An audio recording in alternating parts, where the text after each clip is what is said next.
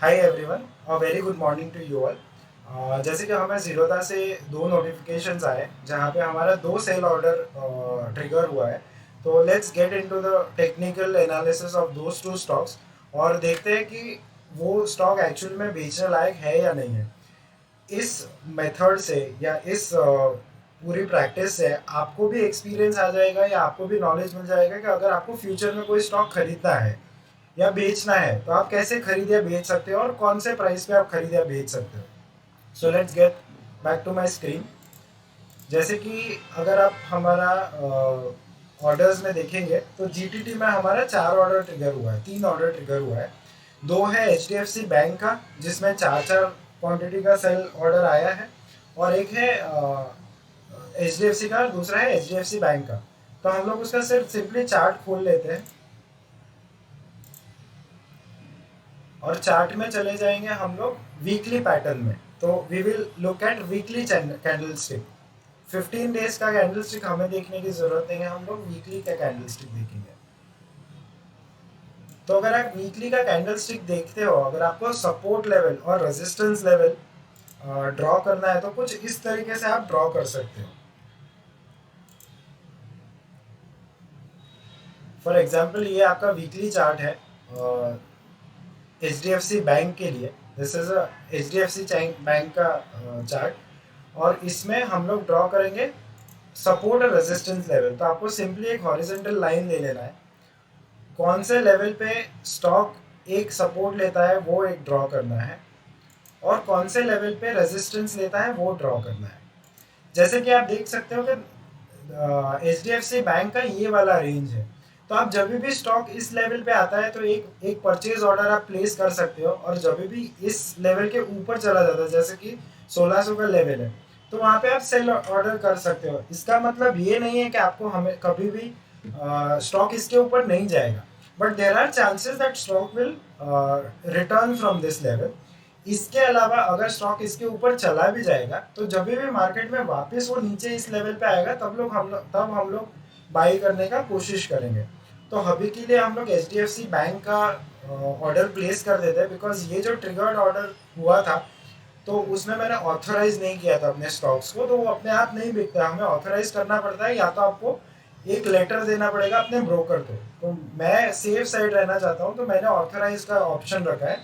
आप चाहिए तो आप एक लेटर ऑफ अथॉरिटी भी आप उसको अपने ब्रोकर को दे सकते हो। तो सबसे पहले चले जाते हैं H D F C bank के होल्डिंग्स के अंदर।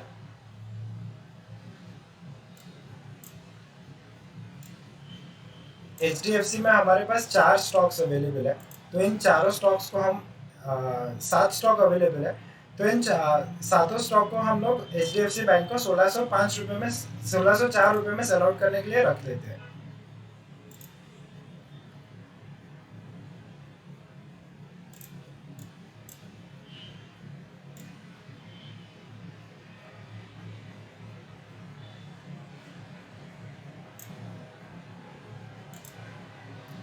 इसके अलावा हमारे पास स्टॉक है एच डी एफ सी का। तो एच डी एफ सी का एक बार कैंडल स्टिक पैटर्न देख लेते हैं। तो H D F C bank में हमें कितना प्रॉफिट मिला, तो हमने अप्रोक्सीमेटली इसी लेवल पे कहीं पे हमने एंट्री ली थी और उसका अगर प्रॉफिट परसेंटेज निकाल लें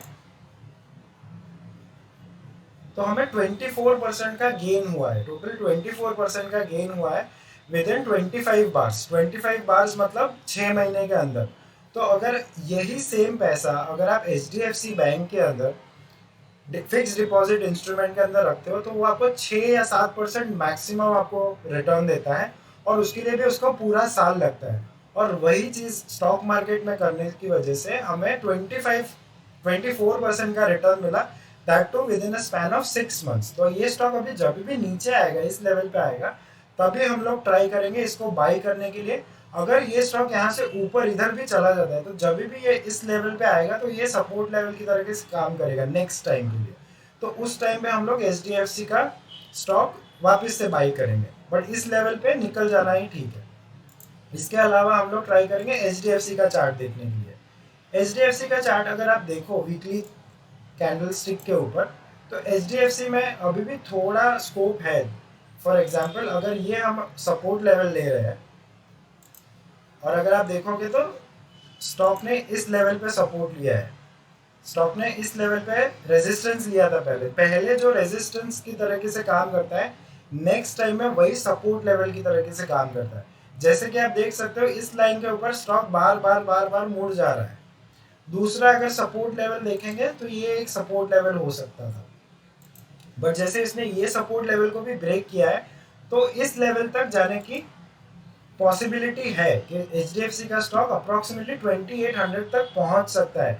100% गारंटी तो नहीं है, बट हमें रेजिस्टेंस इसी लेवल पे दिख रहा है। इस लेवल पे भी एक रेजिस्टेंस है छोटा सा। तो हम लोग अगर हमारे पास बड़ी क्वांटिटी है, जैसे हम लोग 10,000 के पार्ट में डिवाइड कर देते हैं, कोई भी स्टॉक हम लोग खरीदते हैं तो उसको 10,000 10,000 10,000 करके खरीदते हैं। तो अगर हमारे पास 2 लॉट है या हमारे पास 3 लॉट है तो उसमें से एक लॉट हम इस लेवल पे निकाल देंगे, नहीं तो हम नेक्स्ट लेवल का वेट करेंगे। तो हम देख लेते हैं सिर्फ होल्डिंग में हमारे पास होल्डिंग कितनी है। तो हमारे पास सिर्फ एक लॉट की होल्डिंग है, तो हम लोग इसमें तो वेट करेंगे और इसमें एक GTT ऑर्डर डाल देंगे जो होगा सिंगल ऑर्डर, और जो होगा अभी 2800 के लेवल के ऊपर।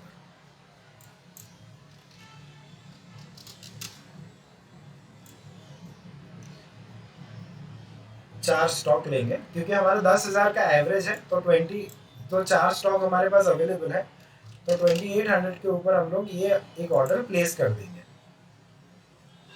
और इसके अलावा हम लोग देख लेंगे अगर हमारे पास बाइंग में ऑर्डर है या नहीं है। तो ऑर्डर्स में जाके GTT में जाके हम लोग HDFC का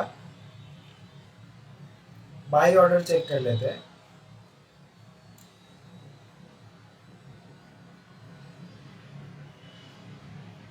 HDFC का बाई ऑर्डर 2120 में है, तो 2120 का एक लेवल को चेक कर लेते हैं।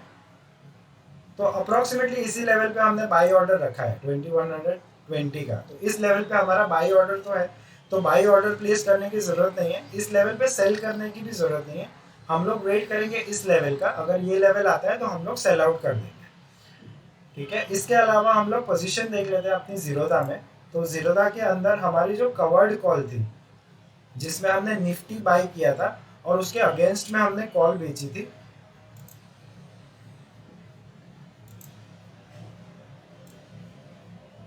तो कवर्ड कॉल तो हमारी इन द मनी हो चुकी है। इसके अलावा ये एक हमने एक्स्ट्रा कॉल्स बेची थी 18,500 की, और वो भी नेक्स्ट एक्सपायरी की। जैसे कि अगर आप मार्केट का ओवरव्यू चार्ट देखते हो तो एक बहुत ही बुलिश पैटर्न बनाया है, और कवर्ड कॉल में हमेशा एक निफ्टी के सामने आपको एक ही कॉल बेचनी होती है, जबकि यहाँ पे हमने मल्टीपल कॉल्स बेच दिए। अभी अगर मार्केट यहाँ से नीचे आ जाएगा तो हमें इन कॉल्स में प्रॉफिट आ जाएगा, बट अगर मार्केट इधर से ऊपर चला गया तो इन कॉल्स में फिर हमें लॉस आने लगेगा। तो हम उसको प्रोटेक्ट करने के लिए क्या करेंगे, हम ये पोजीशन अपने स्क्वायर ऑफ कर लेंगे।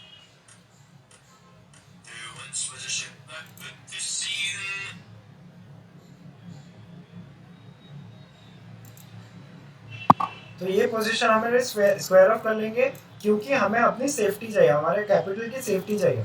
हम लोग ये 4,000 5,000 रुपये कमा सकते थे नेक्स्ट अगर रिस्क लेते तो, बट अगर उसी के सामने अगर मार्केट ऊपर चले गए इस लेवल से, तो रिस्क का एपेटाइट हमारे इतना नहीं कि हम लोग वो लॉस हैंडल कर सके। इसके अलावा हम लोग अप स्टॉक्स अकाउंट देख लेते हैं एक बार।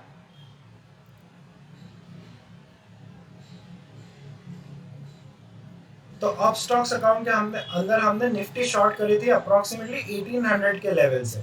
जैसे कि वहां से मार्केट 300 पॉइंट अप में चल रहा है, तो वहां पे हमें लॉस आ रहा है 56,000 का, और उसी के अगेंस्ट में हमने निफ्टी की पुट बेची थी। ये कवर्ड पुट का जो ऑप्शन जो स्ट्रैटेजी है वो मैंने कल के वीडियो में एक्सप्लेन करी थी। अगर आपको कोई भी confusion about covered put, so you can go and check my previous video.